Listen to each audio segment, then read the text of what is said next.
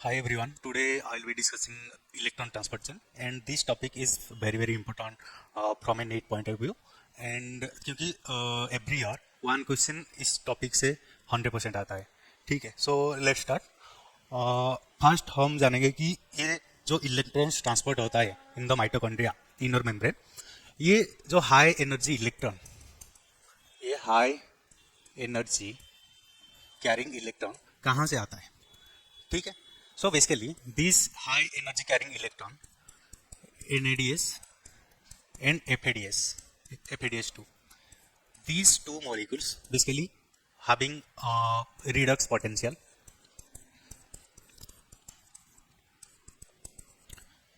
redox potential मतलब ये these molecules basically accept electrons in the form of NAD plus or FAD. Then these molecules will converted into NADS or FADS2. Then at the time of electron transport chain, ये release कर देता है these high energy carrying electrons. And ETC में क्या होता है, electron transport chain में हमारा बहुत सारे कॉम्प्लेक्स होते हैं, 5 complex, and from complex to complex ये इलेक्ट्रॉन ट्रांसपोर्ट होता है और फाइनली यहाँ पे ATP सिंथेसिस होता है. ठीक है. और ये जो प्रोसेस इलेक्ट्रॉन जो ये जो मॉलिक्यूल्स एक्सेप्ट कर रहा है, ये जो प्रोसेस को हम रिडक्शन कहेंगे. और ये जो प्रोसेस यहाँ पे जो रिलीज कर रहा है, ये जो मॉलिक्यूल्स रिलीज कर रहा है, यहाँ पे ऑक्सीडेशन हो रहा है. So basically these molecules NADS and FADS basically during the glycolysis and Krebs cycle, ये molecules हाई एनर्जी इलेक्ट्रॉन्स को कैप्चर करता है, एक्सेप्ट करता है. देन ये at the time of electron transfer chain ये रिलीज कर देता है. ठीक है. एंड ड्यूरिंग ग्लाइकोलिसिस जब फ्रॉम ग्लूकोज पायरुवेट फॉर्मेशन होता है, यहाँ पे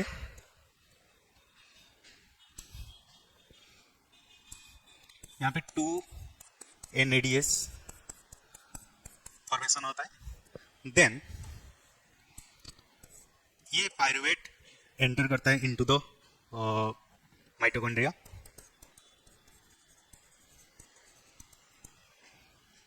देन यहाँ पे लिंक रिएक्शन होता है एंड ये पायरुवेट कन्वर्ट हो जाता है इनटू द एसिटाइल कोएंजाइम.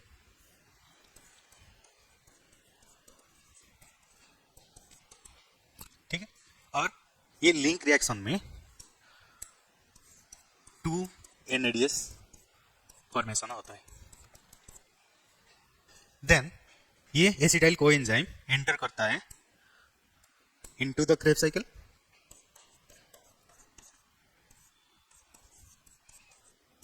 और ये जो साइकिल बनाता है, यहाँ पे 6 NADH फॉर्मेशन होता है एंड 2 FADH2 फॉर्मेशन होता है. So all total from one glucose molecules we got 10 NADH molecules and 2 FADH2 molecules.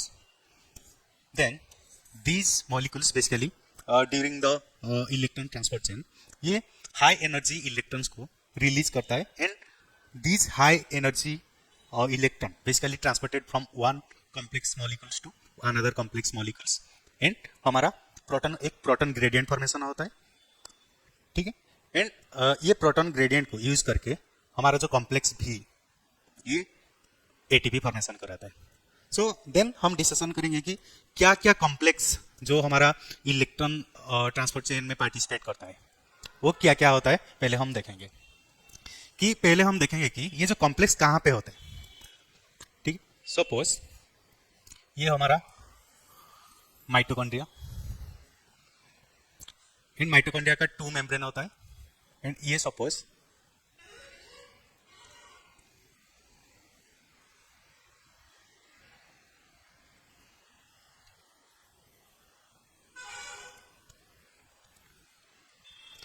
So basically we have two membrane, mitochondrial membrane, and this is the outer mitochondrial membrane,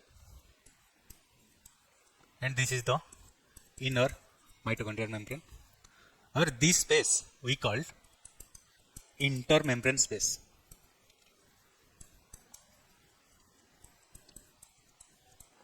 So basically यहाँ पे inside in the inner mitochondrial membrane यहाँ पे हमारा होते हैं complex molecules.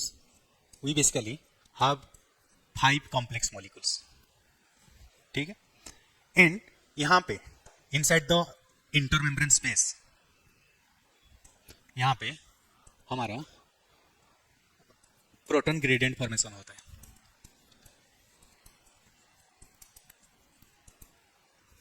ठीक, then ये proton gradient को यूज करके हमारा जो कॉम्प्लेक्स भी ये एटीपी फॉर्मेशन कराता है. सो हमारा जो फास्ट कॉम्प्लेक्स वन, ये कॉम्प्लेक्स वन का जो अल्टरनेटिव नेम क्या है कि NADS dehydrogenase. Then the second complex 2 we call succinate dehydrogenase. Then we have complex 3 and we call cytochrome BC1.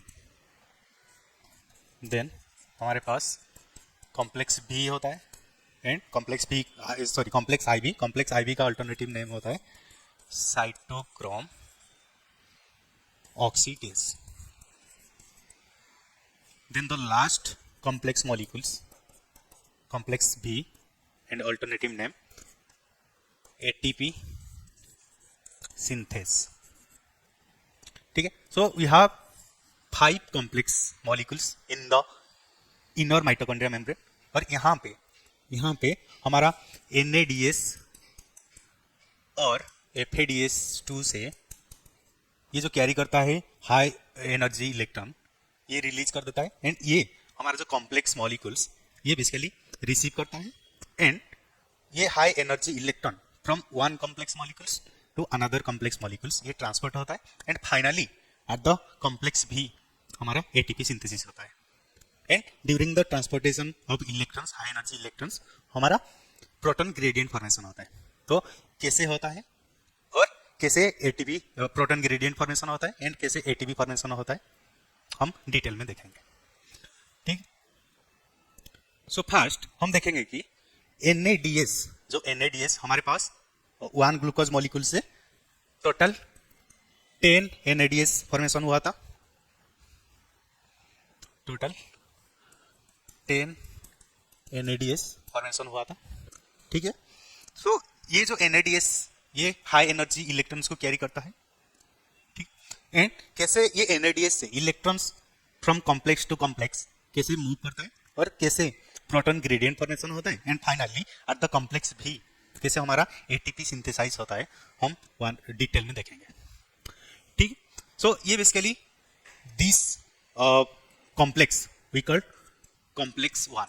This is the complex 1, and we call this complex 1 we call NADS dehydrogenase. and यहाँ पे क्या होता है हमारा NADS का, ठीक है, NADS का ऑक्सीडेशन होता है. ऑक्सीडेशन मतलब ये NADS से इलेक्ट्रॉन्स रिलीज होता है, एंड ये जो ऑक्सीडेशन प्रोसेस हमारा NADS dehydrogenase एंजाइम कराता है, ये जो कॉम्प्लेक्स मॉलिक्यूल्स कराता है.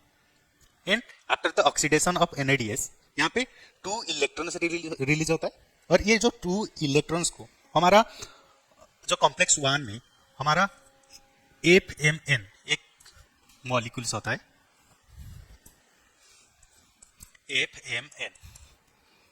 ठीक है, ये जो FMN मॉलिक्यूल्स फ्लैविन मोनोन्यूक्लियोटाइड ये जो मॉलिक्यूल्स ये जो 2 इलेक्ट्रॉन्स को क्या करता है रिसीव करता है. ठीक है, ये इलेक्ट्रॉन्स को रिसीव करता है. Then after receiving the 2 electrons from NADS, then it will transfer these 2 electrons to the यहाँ पे और एक मॉलिक्यूल्स होता है आयरन सल्फर मॉलिक्यूल्स, ठीक है। So inside the complex 1 we have two molecules FMN flavin mononucleotide and iron sulphur molecules, ठीक है। And after the oxidation of NADS जो इलेक्ट्रॉन्स हाई एनर्जी इलेक्ट्रॉन्स जो रिलीज होता है, फर्स्ट हमारा FMN ये एक्सेप्ट करता है and after accepting the high energy electrons ये फिर ट्रांसफर करता है टू द हमारा आयरन सल्फर कॉम्प्लेक्स, ठीक।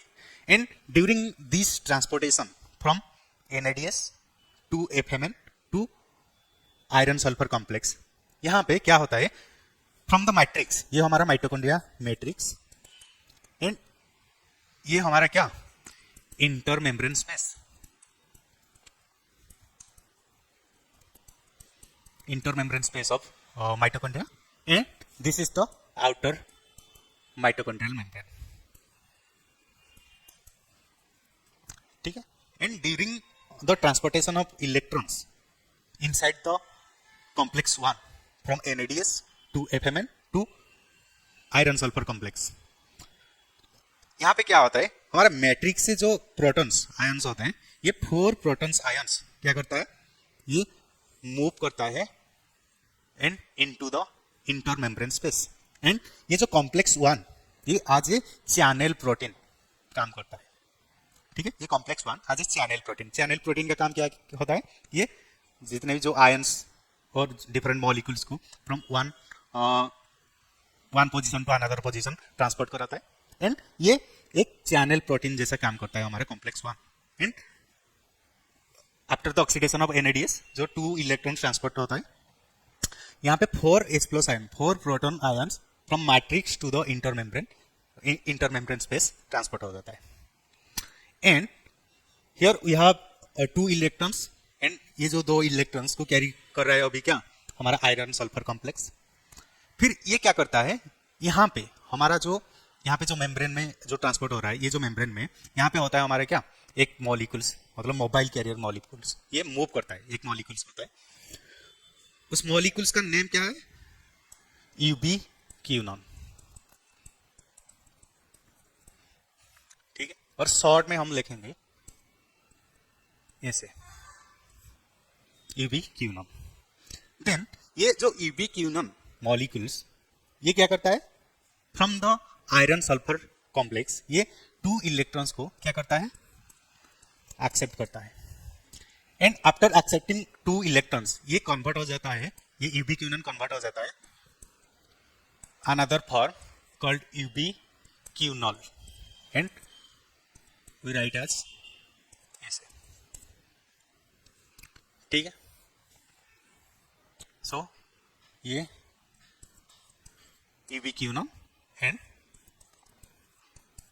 यूबीक्विनोल, ठीक है। ये हमारा क्या ये सपोज यूबीक्विनोन था एंड 2 इलेक्ट्रॉन्स यहाँ पे क्या हो जाएगा अटैच हो जाएगा, ये बन जाएगा क्या H2,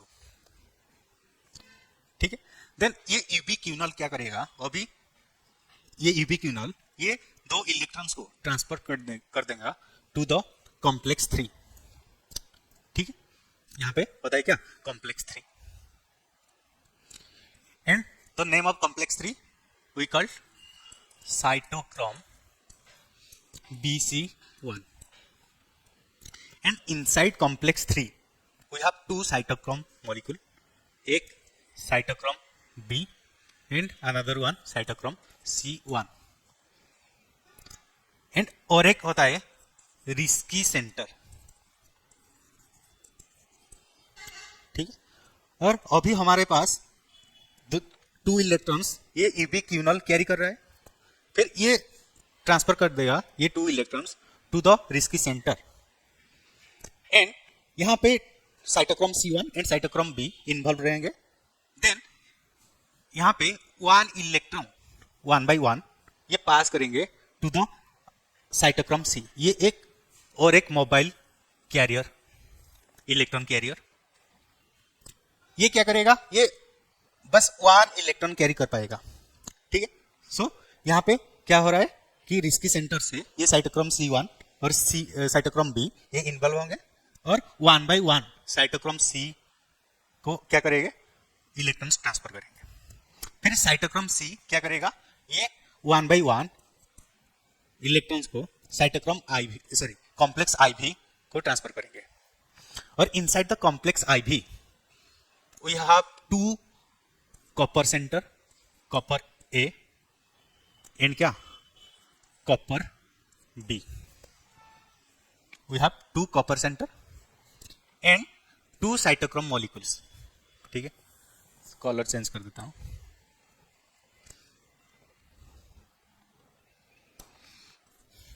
to copper centre and 2 cytochrome molecules, cytochrome A and cytochrome A3। ठीक है, अभी ये जो साइटोक्रोम C ये 1 इलेक्ट्रॉन्स लेके आएगा एंड 1/1 इलेक्ट्रॉन्स को ट्रांसफर करेगा to the copper A, copper centre A। और कॉपर सेंटर A फिर क्या करेगा, इलेक्ट्रॉन्स को ट्रांसफर करेगा to the cytochrome A, then cytochrome A to cytochrome A3, then finally to the copper B centre. Then फिर ये copper B centre से 2 electrons को एक्सेप्ट करेगा हमारा जो फाइनल रिसीवर, टर्मिनल रिसीवर क्या होता है, ऑक्सीजन। ये रिसीव करेगा 2 इलेक्ट्रॉन्स को और 2 प्रोटॉन के साथ ये कन्वर्ट हो जाएगा इनटू वाटर।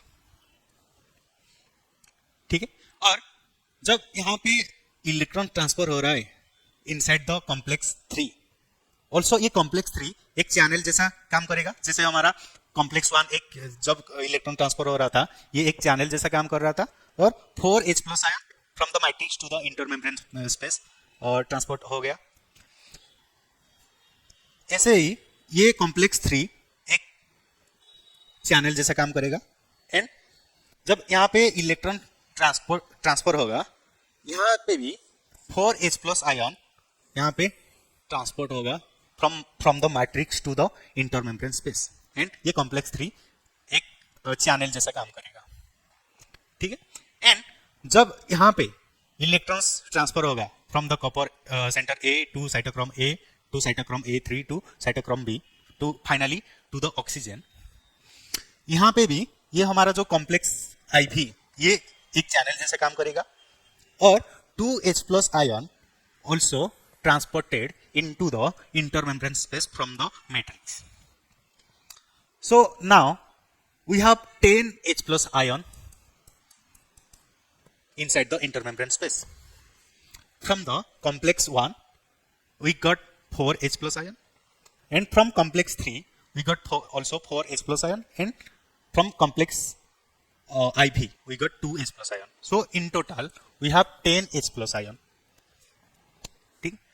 So, यहाँ पे मैट्रिक्स में हमारा जो माइटोकॉन्ड्रिया मैट्रिक्स में क्या हो रहा है कि H+ आयन प्रोटॉन आयन्स का कॉन्सेंट्रेशन डिक्रीज हो रहा है और inside the intermembrane space proton ions का कॉन्सेंट्रेशन क्या हो रहा है, इंक्रीज हो रहा है। और यहाँ पे एक जो difference H+ ion proton ions का एक डिफरेंस बन रहा है। ये जो डिफरेंस को यहाँ पे लो H+ आयन कॉन्सेंट्रेशन कहाँ पे मैट्रिक्स में and inside the intermembrane space we have high H+ ion concentration. ये जो डिफरेंस को हम क्या कहेंगे, प्रोटॉन ग्रेडियंट। यहाँ पे एक क्या बन रहा है, प्रोटॉन ग्रेडियंट बन रहा है। और ये प्रोटॉन ग्रेडियंट जब बनेगा यहाँ पे क्या हो जाएगा, एक प्रोटॉन मोटिव फोर्स जनरेट होगा, एक प्रोटॉन मोटिव फोर्स जनरेट होगा। ठीक है, और इसको हम कहेंगे क्या, PMF, proton motive force. And ये जो प्रोटॉन मोटिव फोर्स जनरेट हो रहा है because of the proton gradient, ये क्या करेगा, ये H+ आयन एक इक्विलिब्रियम स्टेट को आना चाहेगा, फिर यहाँ पे इन्वॉल्व हो जाएगा हमारे क्या, complex B। In complex B को हम क्या कहेंगे, ATP सिंथेस। ठीक है, और बेसिकली ये जो ATP सिंथेस हमारा जो complex B composed of 2 complex, एक होता है F0 कॉम्प्लेक्स और ये जो F0 कॉम्प्लेक्स ये हमारा इनर माइटोकॉन्ड्रियल मेम्ब्रेन को टोटल स्पान करता है, कंप्लीटली स्पान करता है, और ये एज ए चैनल प्रोटीन काम करता है। और H प्लस आयन ये F0 through the F0 transported होता है, बिकॉज ये F0 as a channel protein काम करता है। एंड आउटसाइड हमारा क्या होता है, ये जो कॉम्प्लेक्स ये कनेक्टेड होता है विथ द F0, एंड ये जो कॉम्प्लेक्स को हम कहेंगे F1 complex.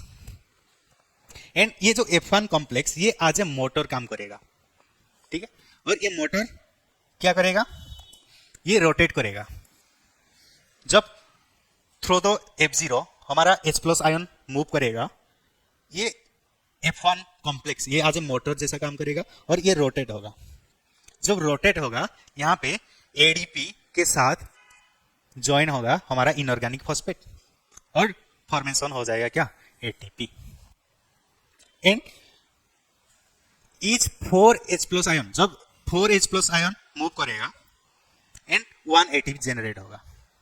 Each 4H plus ion will provide 1 ATP। जब 4H plus ion F0 through enter करेगा and completely inside the matrix आ जाएगा, ये रोटेट होगा, F1 कॉम्प्लेक्स रोटेट होगा एंड हमको 1 ATP मॉलिक्यूल्स मिलेगा।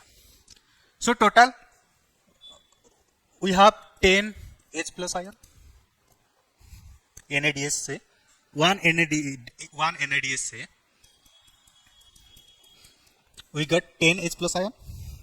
सो हमको मिलेगा 10/4 इक्वल टू 2.5 ATP। हम राउंड करेंगे तो ये हो जाएगा क्या, 3 ATP। सो फ्रॉम 1 NADH, जो फ्रॉम 1 NADH 2 इलेक्ट्रॉन्स क्या होगा, हाई एनर्जी इलेक्ट्रॉन रिलीज होगा, और जब ये ट्रांसपोर्ट होगा from one complex to another, यहाँ पे हमारा H plus ion from the matrix to the intermembrane space transport होगा, एंड यहाँ पे एक प्रोटॉन ग्रेडियंट फॉर्मेशन होगा, और प्रोटॉन ग्रेडियंट जब फॉर्मेशन होगा फिर इंटरमेम्ब्रेन स्पेस से मैट्रिक्स हमारा H प्लस आयन मूव करेगा, और यहाँ पे ये जो F1 कॉम्प्लेक्स हमारा जो मोटर कॉम्प्लेक्स ये क्या करेगा, ATP जनरेट करेगा। एंड 1 NADH से 10 H प्लस आयन हमारा इंटरमेम्ब्रेन स्पेस को आएगा, और 10 H प्लस आयन से हमको 3 ATP मिलेगा, ठीक है। सो ये था हमारा क्या, NADH से कैसे ATP सिंथेसिस होता है। सो बेसिकली NADH से इलेक्ट्रॉन जाता है, और हमारा जो ऑक्सीजन ये होता है क्या, हमारा terminal acceptor of the electron, and यहाँ से ये H2O फॉर्मेशन होता है, एंड हमारा जो H प्लस आयन ये जब मूव करेगा यहाँ पे हमारा ATP फॉर्मेशन होगा। देन हम डिस्कशन करेंगे कैसे FADH2, हमारे पास 2 FADH2 फॉर्मेशन हुआ था फ्रॉम 1 ग्लूकोज मॉलिक्यूल्स। अभी हम देखेंगे कैसे FADH2 ये इलेक्ट्रॉन ट्रांसपोर्ट चेन में पार्टिसिपेट करेगा, एंड कैसे इलेक्ट्रॉन्स ट्रांसपोर्ट होगा, एंड कैसे ATP जनरेट होगा, ये हम डिटेल में देखेंगे। सो यहाँ पे हमारा FADH2 था, और ये हमारे क्या, कॉम्प्लेक्स 2। सो NADH को रिसीव कर रहा था, NADH को ऑक्सीडेशन करा रहा था कौन, हमारा कॉम्प्लेक्स 1, एंड यहाँ पे FADH2, ये FADH2 will get oxidised with the help of, ये हमारा क्या था यहाँ पे, सॉक्सीनेट डिहाइड्रोजिनेस। सो यहाँ पे FADH2 का क्या हो जाएगा, ऑक्सीडेशन हो जाएगा, एंड ऑक्सीडेशन होगा तो 2 इलेक्ट्रॉन्स रिलीज हो जाएगा, और यहाँ पे हमारा inside the complex 2 we have iron sulphur complex, we have 1 iron sulphur complex. So basically ये जो iron sulphur complex from FADH2 ये 2 इलेक्ट्रॉन्स क्या करेगा, रिसीव करेगा, एंड देन ये जो आयरन सल्फर कॉम्प्लेक्स ये 2 इलेक्ट्रॉन्स को पास करेगा, यहाँ पे होगा हमारे क्या, EB क्यूनॉन, यहाँ पे होगा हमारे क्या, EB क्यूनॉन। सो बेसिकली यहाँ से 2 इलेक्ट्रॉन्स ये EB क्यूनॉन रिसीव करेगा, और ये कन्वर्ट हो जाएगा to EB quinol. Then from EB quinol same process follow करेगा, जैसे हमारा ये जो electrons transport same process follow करेगा जैसे हमारा NADS मॉलिक्यूल से ट्रांसपोर्ट हो रहा था। फिर यहाँ पे होगा हमारा क्या, कॉम्प्लेक्स 3।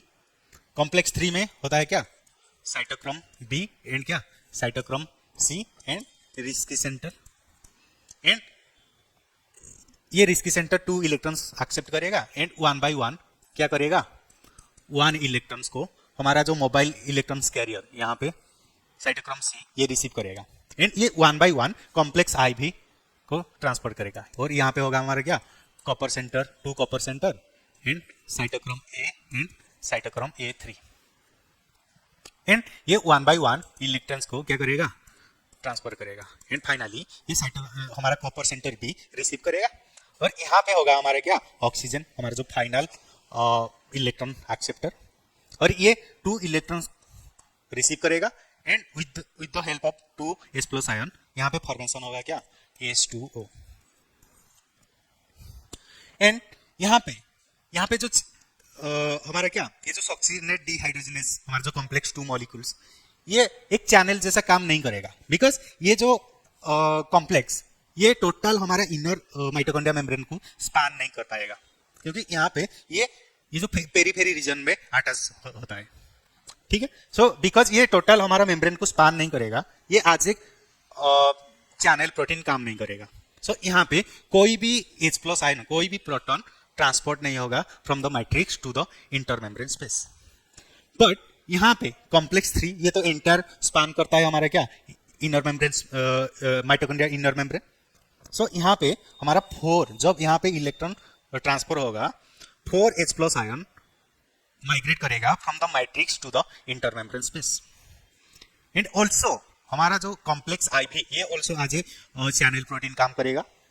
एंड जब यहाँ पे इलेक्ट्रॉन ट्रांसफर होगा हमारा 2H+ आयन ट्रांसपोर्ट होगा from the matrix to the intermembrane space. So basically यहाँ पे from 1 FADH2 we got 6H+ ion inside the intermembrane space, ठीक है। फिर यहाँ पे भी हमारा क्या बन रहा है, प्रोटॉन ग्रेडियंट बन रहा है, बिकॉज हमारा मैट्रिक्स से हमारा H+ आयन मूव कर रहा है इनटू द इंटरमेम्ब्रेन स्पेस। सो हमारा 1 FADH से 6H+ आयन मूव करेगा into the intermembrane space. And जब 4H+ आयन यहाँ पे हो जाएगा, यहाँ पे बनेगा क्या, प्रोटॉन मोटिव फोर्स। एंड ये प्रोटॉन मोटिव फोर्स को यूज करके यहाँ से हमारा H+ आयन मूव करेगा। एंड ये हमारा F0 कॉम्प्लेक्स एंड ये F0 कॉम्प्लेक्स इलेक्ट्रॉन्स को पास करेगा। एंड जब पास करेगा इलेक्ट्रॉन्स में यहाँ पे H+ आयन को क्या करेगा, H+ आयन को पास करेगा। ये F0 मॉलिक्यूल्स आज चैनल प्रोटीन काम करेगा। एंड जब यहाँ पे H+ आयन मूव करेगा, ये हमारा F1 कॉम्प्लेक्स आज मोटर प्रोटीन काम करेगा एंड ये रोटेट होगा। And for each 4H+ ions यहाँ पे 1 ATP जनरेट होगा। जब 4H+ आयन मूव करेगा ये रोटेट होगा एंड 1 ATP फॉर्मेशन होगा। एंड 6H+ आयन प्रोवाइड करेगा 6/4 equal to 1.5 ATP, approx 2 ATP, ठीक है। सो बेसिकली NADS से for 1 NADS we got 3 ATP and from 1 FADH2 we got 2 ATP.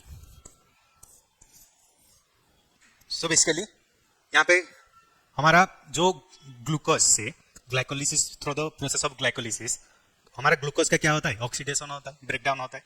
और वहाँ से जो हाई एनर्जी इलेक्ट्रॉन्स रिलीज होता है, वो हाई एनर्जी इलेक्ट्रॉन्स को हमारा NADS कैप्चर करता है। और वो NADS कैप्चर करके हमारा मैट्रिक्स में आ जाता है। एंड देन हमारा लिंक रिएक्शन होता है, वहाँ से भी 2 NADS फॉर्मेशन होता है, हमारा इलेक्ट्रॉन्स को कैप्चर, हाई एनर्जी इलेक्ट्रॉन्स को कैप्चर करता है। देन हमारा होता है क्या, क्रेब्स साइकिल। क्रेब्स साइकिल में टोटल 6 NADS फॉर्मेशन होता है एंड 2 FADS फॉर्मेशन होता है। सो इन टोटल फ्रॉम 1 ग्लूकोज, जब 1 ग्लूकोज मॉलिक्यूल्स का ऑक्सीडेशन होता है हमारे पास आ जाता है 10 NADS एंड 2 FADS2। देन ये NADS एंड FADS2 ये इलेक्ट्रॉन यहाँ ये जो इलेक्ट्रॉन्स को कैप्चर करता है, ये फिर during the ETC electron transport chain ये इलेक्ट्रॉन्स को रिलीज कर देता है एंड ये जो high energy electrons from one complex to another complex ये मूव करता है एंड प्रोटॉन ग्रेडियंट फॉर्मेशन होता है and using that proton gradient हमारा ATP सिंथेसिस होता है एंड फ्रॉम 1 NADS हमको मिलता है 3 ATP एंड फ्रॉम 1 FADS2 हमको मिलता है क्या 2 ATP। So this is all about electron transport chain. Thank you.